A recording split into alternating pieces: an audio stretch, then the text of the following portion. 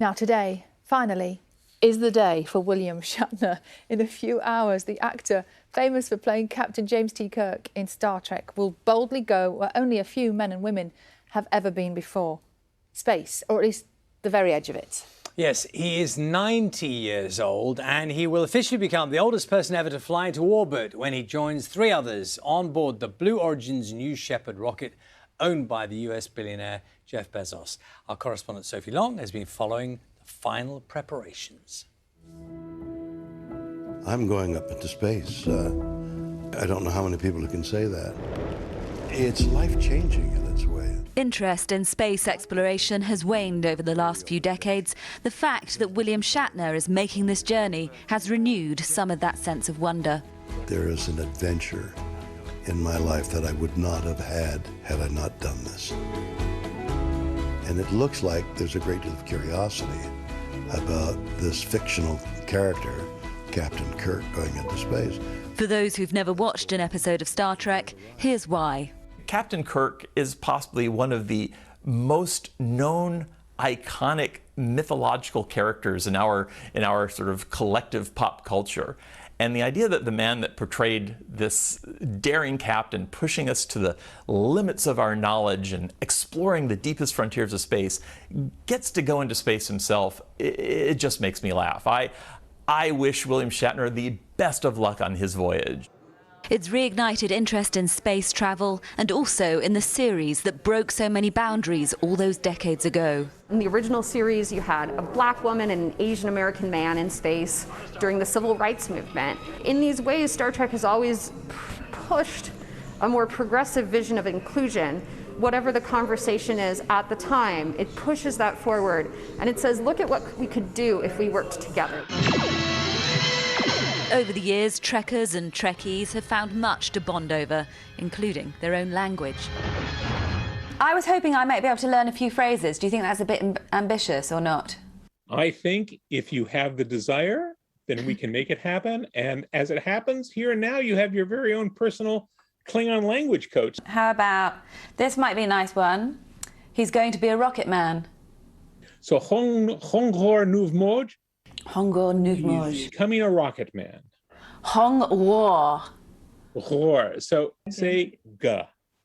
Ga. Now say ga ga ga ga ga ga. Ga ga ga ga ga ga. Now make a blade of your hand and lightly, because I don't know what the BBC insurance is like. Lightly, as you say ga ga ga ga ga, bounce it against your throat. Ga ga ga ga. You're doing it. That's the ra sound. So Hongor Nuvmoj. Hongor Nuvmoj. Becoming a rocket man. Yeah, I'm confident I'm going to be able to practice that one. A little more tricky than I thought. If all goes according to plan, he won't be exploring strange new worlds or making first contact with new life forms.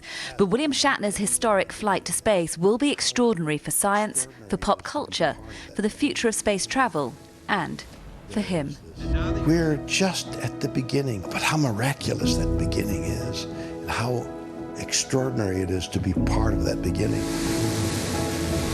There is this mystique of being in space and that much closer to the stars and being weightless.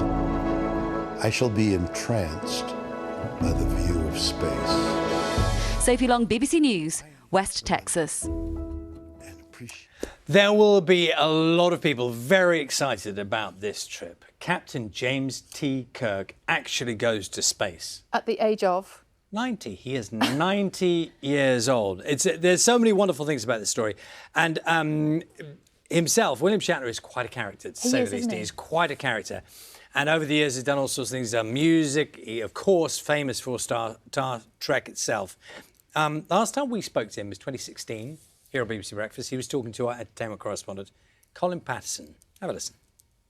Colin, I was just going to ask, would you ask William Shatner if he'd indulge us by giving a few of Captain Kirk's old instructions from the captain's seat that he's in? You know, some of the old school instructions he used to give on the desk there? Charlie is requesting that you could give some of the Charlie there? Charlie stages. Charlie, that's great, Charlie.